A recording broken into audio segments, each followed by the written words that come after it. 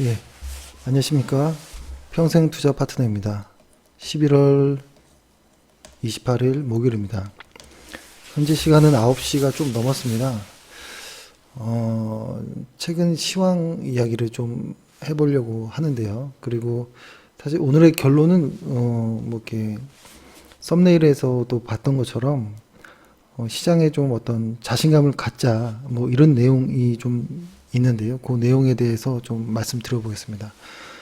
최근에 조금 이제 우리를 좀 불안하게 했던 것들이, 뭐 MSCI의 리밸런싱이라든지, 그리고 오늘 아침에는, 홍콩 인권법 관련한 내용들이 좀 나왔잖아요.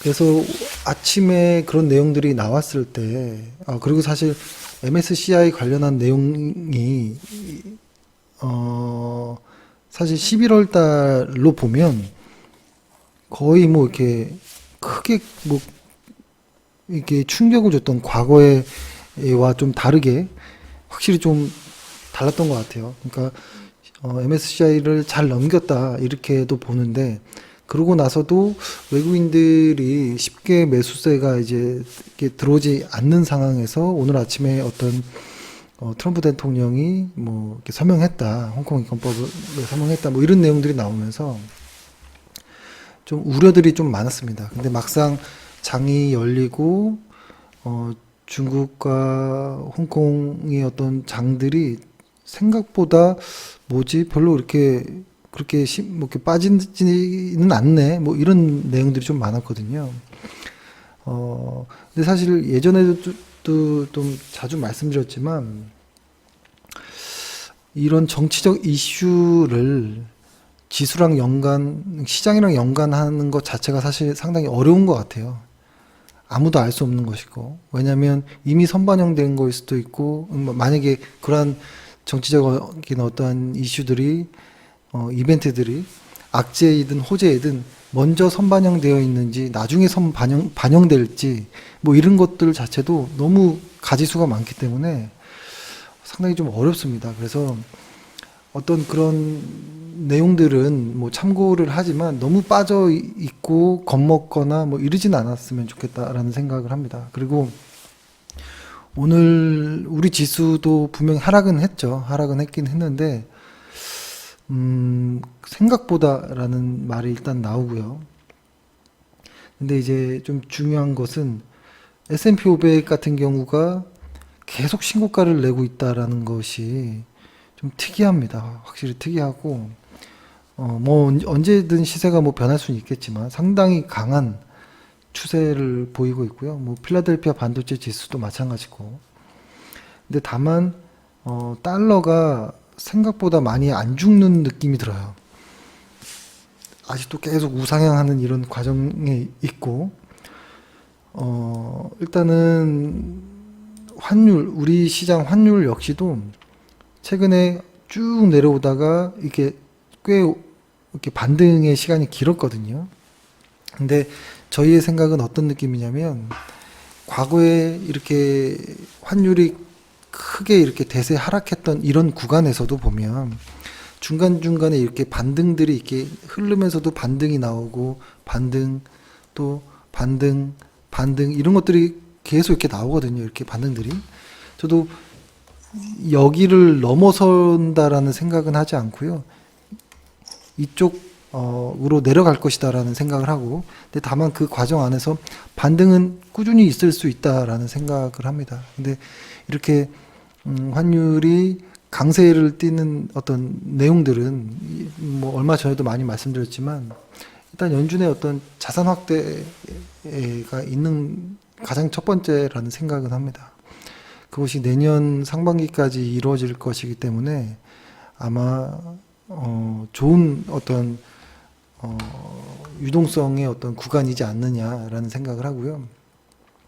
그리고 중국 관련해서 미국과 중국의 어떤 판이 뭐 깨지는 것이냐 아니냐 뭐 여러 가지가 내용이 나오는데요. 사실 이거는 그 누구도 예측하지 못하는 것 같아요. 그렇죠? 근데 다만 큰 흐름은 달라지고 있다라는 것.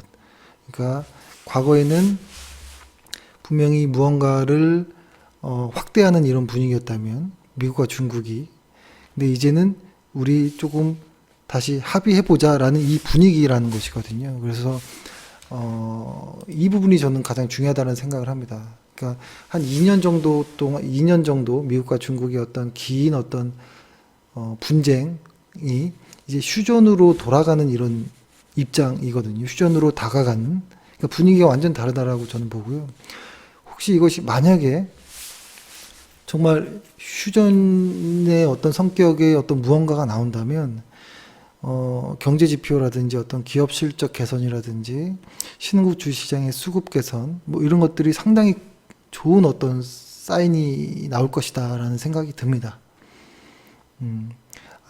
그래서 지금은 시장에 또, 그러니까 자신감을 가져야 된다라는 생각을 하고요. 이제 그냥 자신감은 아니고요. 최근에 좀 확실히 달라진 것이, 그러니까 저희가 가장 중요하게 봤던 것은 연준의 자산 확대인 것인데, 실제로 그러면 그 돈들이 어디로 가느냐를 봐야 되는 것이잖아요. 근데 이것을 이렇게 제가 표를 하나 보여드리면, 실제로 그 돈들은 이렇게 보이시죠?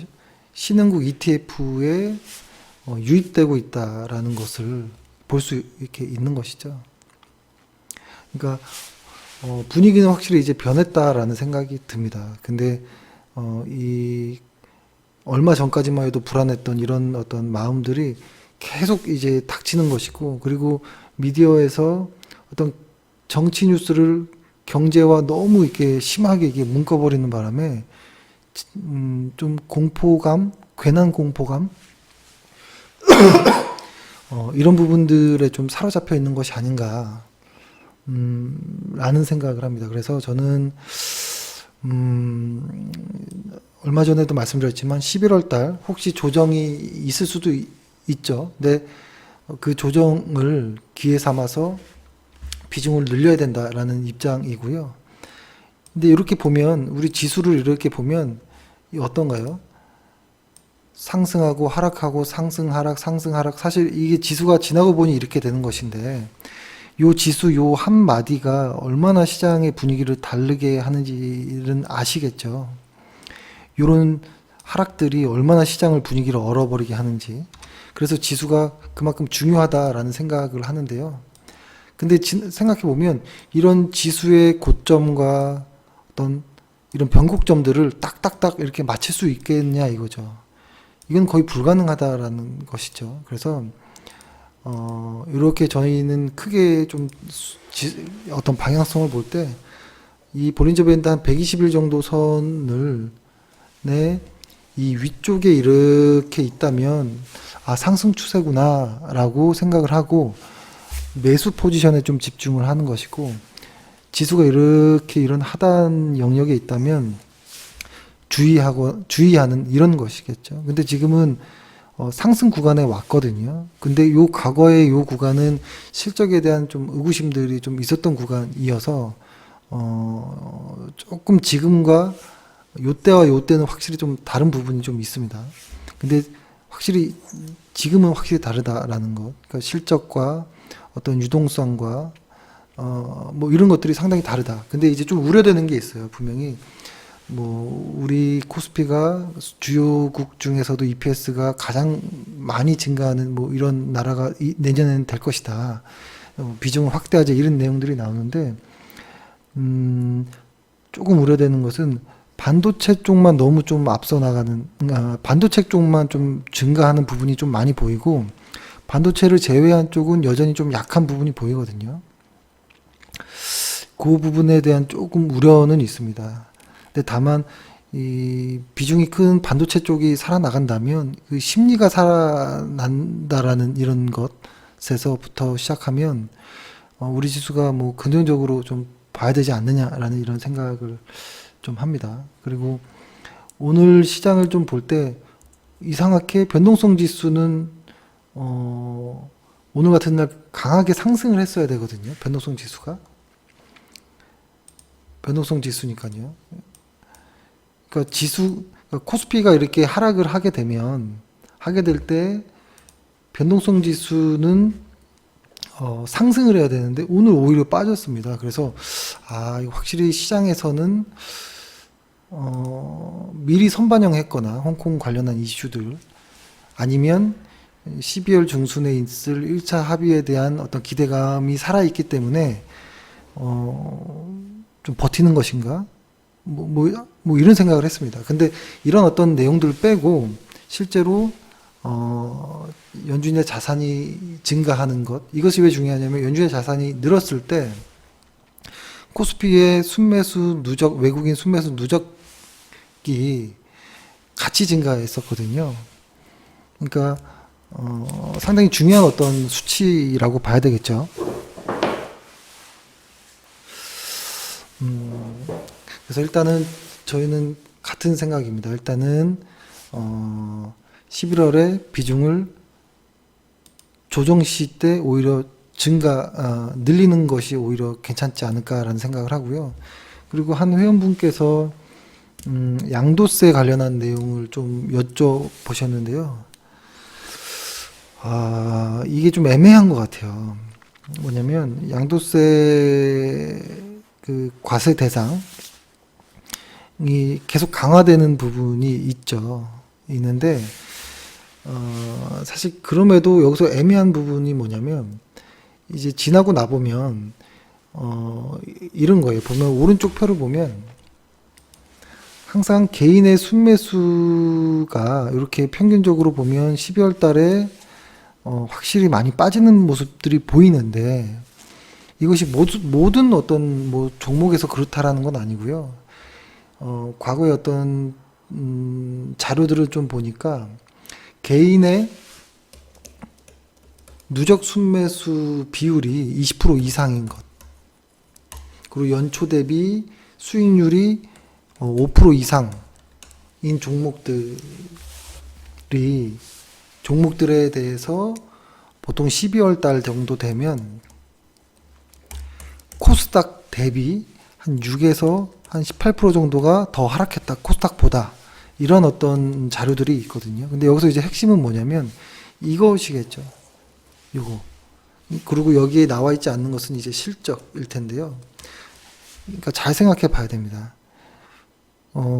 정말 좋은 회사이고 좋은 실적을 보유한 회사라면 개인이 20%나 주식을 가지고 20% 이상 가지고 있게 잘 만들지 않을 것이라는 생각도 좀 들기도 합니다. 그래서 과거에 어떤 그러한 좀 이렇게 언더퍼폼을 냈던 코스닥 기업들을 보면 실적이 별로 안 좋은 회사들에 해당하는 것들이 많았습니다. 그러니까 실적이 안 좋은 회사이고 개인의 비중이 많은 회사들, 그러니까 개인 비중이 많은 회사들은 12월에 확실히 조심해야 되는 부분은 있다라는 생각을 합니다. 근데 그것을 제외하고서 좋은 회사들, 코스피 회사, 코스닥이어도 시가총액이 크고 외국인과 기관이 활발히 많은 비중으로 좀 들어와 있는 회사들은 크게 걱정하지 않으셔도 되고요. 요 두 개만 좀 체크해서 보시면 좋을 것 같아요. 그러니까 좀 애매한 부분인 것 같아요. 그러니까 이거를 끊었다 가는 것이 맞는 것인지 그냥 내비두는 게 맞는 것인지, 그렇죠? 어차피 장기 보유할 거면 사실 뭐 의미는 없는 것이겠죠. 근데 뭐 내년에 실적도 그닥이고 뭐 그렇다면 뭐 이번 기회에 일정 부분의 수익을 이익 실현하는 차원이라면 뭐 그럴 수 있다라고 보는데요. 근데 무조건 좋은 종목이고 내년이 더 좋아질 종목이고 이런 것인데 양도소득세, 그러니까 소득세율이 좀 높긴 하죠. 30%. 그러니까 좀 애매한 부분이 있는 것 같아요. 계속 홀딩할 것인지에 대한. 근데 다만 그러니까 저희가 주의하자라고 하는 것은 실적이 안 좋은 회사. 요거는 좀 확실히 더 조심해야 된다라는 생각을 합니다. 일단 오늘 좀 짧게 이렇게 말씀을 드리고, 그래서 핵심은 정리하자면 내년에 시장이 저희는 더 좋을 거라고 판단합니다. 적어도 상반기까지는. 그래서 분명히 들쑥날쑥 하면서 뭐 지수가 가겠죠. 그때마다 변동성도 클 테인데요. 그거를 매번 팔았다 샀다 하면서 맞춰가면서 시장을 따라가는 건 거의 불가능에 가깝습니다. 그렇기 때문에 내년 상반기까지 시장을 좋게 봤다면, 그리고 내가 가진 보유 종목들의 실적이 좋다면 홀딩하고 매수 포지션에 이제 집중하는 것이 오히려 어떨까라는 생각을 합니다. 네, 오늘 하루 고생 많으셨고요. 수고 많으셨습니다. 내일 뵙겠습니다.